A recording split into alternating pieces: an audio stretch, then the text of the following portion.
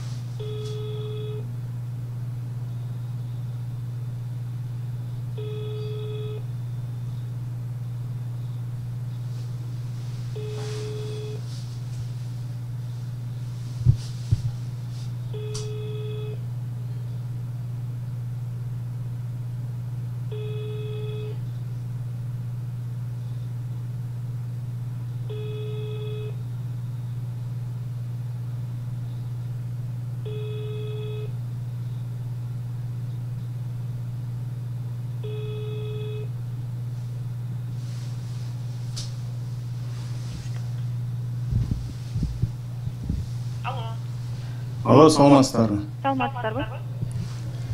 Бизге жардам керек болуп атат эле. Кандай жардам керек болуп атат? Биз азыр эми жумушсуз калып үйдө отурабыз, ошого кандай жардам бере аласыңар? Силер кандай эки кишилерсиңерби жана? Биз үй бүлөбүз. Биз үй бүлөбүздө аялым, өзүм, 3 балам бар. Канча жашта? Ким канча жашта? Кичинекей балдарыңар, 3 балаңар. Так, 5 жашар, 10 жашар, 14 жашар. Фамилияңызды айтып коюңуз. Аялыңыздын фамилиясын айтып коюңузчу. Аялдын фамилиясын эмне кыласың? Өзүнүкүн жаза бергиле. Эркектерге жардам берилбейт, аялдарга в основном. Эркектерге жардам берилбейт экен, түшүндүм. Сиз эми ишке жарайсызбы, жумуштап иштесеңиз болот. Ошондуктан аялыңызды аласыз. Андан көрө мага жумуш таап бересиңер андан көрө. Хорошо, давайте. Кандай жумуштар бар азыр? Өзүңүз карап аласыз, мен сизге вакансия жиберем, хорошо? Мен эмемди жазып алыңызчы WhatsApp-ымда. WhatsApp-та? Азыр. Жазып алгачы. Плюс 7. 8. Плюс 7. Плюс 7. 980. жазып алдым. Азыр Москвада вакансиялар барбы өзү? Жумуштар чыгып эле атат, мен жиберип турам сизге, макулбу? Ошого жумуш деп жазып сообщение жиберип коюңузчу WhatsAppка. Түшүндүм. Анан дагы бир маселе да, мисалы менин паспортум азыр жок, жоголуп кеткен. Аны кандай кылса болот? Сиз паспорту жок канча иштеген атасыз? Жок, мен паспорту жоготуп койдум, жакында эле жоготком. Мартта.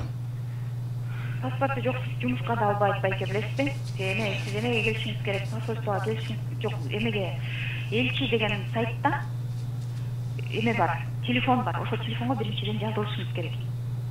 Жазылып, анан келишиңиз керек да, паспорт жоготтум деп сизге справка берет. Түшүндүм. Элчи деген сайттан, анан аялыңызды жазып койбойлу продуктуга. Так, анан дагы жанымда бир кошуна аялдар бар да, бир эле баласы бар. Ал баласы деле 15-16 жашар. Аларга да жардам берилет. Чоңданы иштеп багышсын. Майда балдар менен жардам берип атса азырчы. Өтө муктаждарга. Майда баласы жок үй бүлөлөргө жардам берилбейт демек. Алар иштейт да туурабы? Иштесе, жумуш кылса таап да акча. Өтө деле муктаж эмес, эмелерге жардам беребиз. Жашаган жери жок болсо, хостелдерге жайгаштырабыз. Ал хостелге канча убакытка жайгаштырасыңар? Кандай? Жол эмеси маселеси чечилмейинче, иштеп баштамайынча жайгаштырабыз. Эгерде мисалы квартирадан кууп чыкса, ошол жакка жайгаштыра аласыңар да? Жайгаштырабыз. Ал жакка мисалы бала чакасы менен барса деле жайгаштырасыңар. Толтура, боюндалар барлар бар, көп балалуулар бар. Баарын эле жайгаштырабыз. Ал жерге мисалы ошол жашаганыга эле силер төлөйсүңөр, ал эми продуктаны өздөрү кылабы кандай? Эме бар, тамак берген хостел бар, тамагы жок хостелде продукт алып келип беришет, тамак ошол жакта жасап, очередьтешип жасап жешет да. Самолет өзү болобу Кыргызстанга? Азыр белгисиз болуп атат, 11-ине чейин белгисиз. Такыр белгисиз. 15-майга чейин белгисиз. Майга чейин. Өткөндө сүйлөшүүлөр жүрүп атат, Москвага да чартерлик рейс коюп беребиз дегендер. Жүрүп атат, азырынча ошол чечиле элек болуп атат ошол маселечи. Машина менен чыгып кетишин деле азыр жок. Мүмкүнчүлүгү жок да? Мүмкүнчүлүк жок, эч кандай чыкканга мүмкүнчүлүк жок. Ясно. Анан мен Домодедоводо жашаймын да, ошол жакка жеткирип бересиңер да. Эмени продуктуну? Ооба. Же барып алып келиш керекпи? Жок, мен жазып коем, анан балдар өздөрү чалышат сизге. Кандай жеткирилери. Хорошо? Может, действительно метрого келип алып кеткиле деп айтат. Жазып кое берейинби аягыңызды? Урматтуу достор, өзүңөр күбө болдуңар. Биринчи номерге чалып байланыша алдык. Экинчи номерге чалып көрөбүз азыр.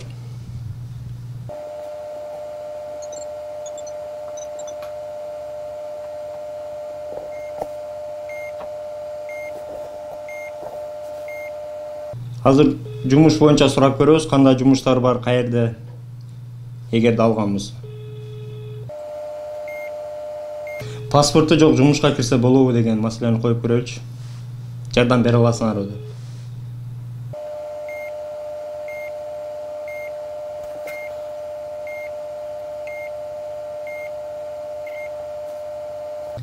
Так, экинчи номер алган жок. Үчүнчү номерге чалып көрөбүз.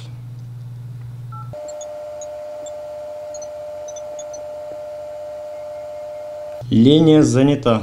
Демек, сүйлөшүүлөр болуп атат. 4-чү номерге чалып көрөбүз. Номер занят. Оставьте сообщение на автоответчик. Номер занят. Демек, ал жерде да сүйлөшүү болуп атат. 5-чү номерге чалып көрөбүз.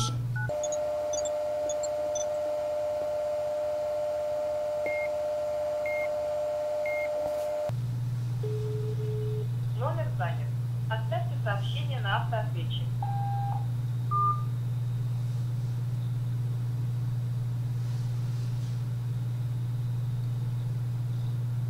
Сбросту басып койду. Бул WhatsApp'tan сүйлөшүп аткан болсо керек, балким. Ошондуктан сбросту басып койду окшойт. Кайрадан чалып көрөбүз ошол эле номерге.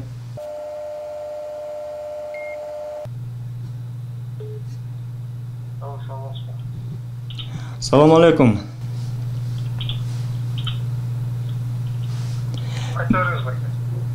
Мен жумуш боюнча сурайын дедим эле. Жумуш барбы сиздерде? Жок, кайсы номердесиз? WhatsApp ушул номерде. Азыр WhatsAppка чыгып туруп, жумуш боюнча деп жазып койсоңуз, мен сизге сүйлөп жөнөтөйүн. Москванын ичинде жумуштар барбы? Иә. Москванын ичинде. Ишел списоктор көп, жактан карап аласыздар. Дагы бир проблема бар да, паспорту жок, ишке алабы ал жерде? Паспорт барыр керек. Паспорт маселесин кантип чечсе болот? Тез аранчыда чечсе болобу, ошону кандайдыр бир? Паспорт эмне болду? Жоголду эле. Кайсы паспорт? Кыргыз паспорт. ID карта. ID карта Заграм бар беле? Заграм жок да. Так, неме эчтекеси жок да? ID картанын өзү эле, ооба. Жазатып Кыргызстанга кетишпиз. Кандай кылыш керек десиңер? Только неме күтүш керексиз. Авиа каттамдар ачылат, ошондо анан келип элчиликтен үчөйдө жазатасыңар, ошол менен жетип аласыңар Кыргызстанга. Азыр демек карантиндин ичинде паспорт жасатыштын иланчысы жок экен да. Сизге негизи биякта Москвадан паспорт жазатканга иланчыңыз жок. Жок, ошону түшүнүп турам. Анан мисалы азыр же жумушка кире албасам, же паспорт турула албасам, же эркектерге жардам бербесеңер, анда кандай кылабыз? Анын деген только неме күтүш керек болуп калат. Жумуш боюнча анда паспортсуз ошол кайрылыш керек болот. Ал неме көчөдө жүрүш үчүн сиз милицияга первый очередь барыш керек болот. Алар справка берет, ошол справка менен жүрүп турасыңыз. Жок, эми силер кичине болсо да жардам кылып ошондой баягы өзүбүздөн паспортты сурабай, хотя бы кичине болсо да халтура эте турган жерлер барбы, жумуштар? WhatsAppка чыккыла, мен деген жөнөтөйүн, эми арасынан издеп кайрылып сурайсыңар. Ал WhatsAppка жөнөтө турган номерлер кыргыздар эмес да, ал агентстволордуку да. Ошондойбу? Мен айта албайм, аны билбейт экенмин. Возможно, прямой бар. Бирок тизмеси көп да. Напрямую чалып эле сурайсыңар. Кечиресиңер, анда получается силер ал жактагы жумуш берүүчүлөрдү дагы билбейсиңер азыр, ал адамдарды. Бул миграция өкүлчүлүгү билет, неме алар тизген, неме тизмесин түзгөн. Алар ошол ишеничтүү булактардан түзгөнбү? Мисалы, эртең барып кидала болуп анан көчөдө калбайбыз ал жакта дагы? Конечно, бул миграция өкүлчүлүгү официалдуу берет. Түшүндүм. Рахмат чоң. Мына өзүңөр күбө болдуңар. Ушундай. Москвада ушундай. Кантса да өзүңө сак бол, комушуңду уру тутпа дегендей, колдон келишинче документке өтө тактыкта жүрүш керек. Паспортуңарды эч качан жоготпогонго аракет кылгыла. Өзүңөр көргөндөй, эгерде паспортуңар жок болсо,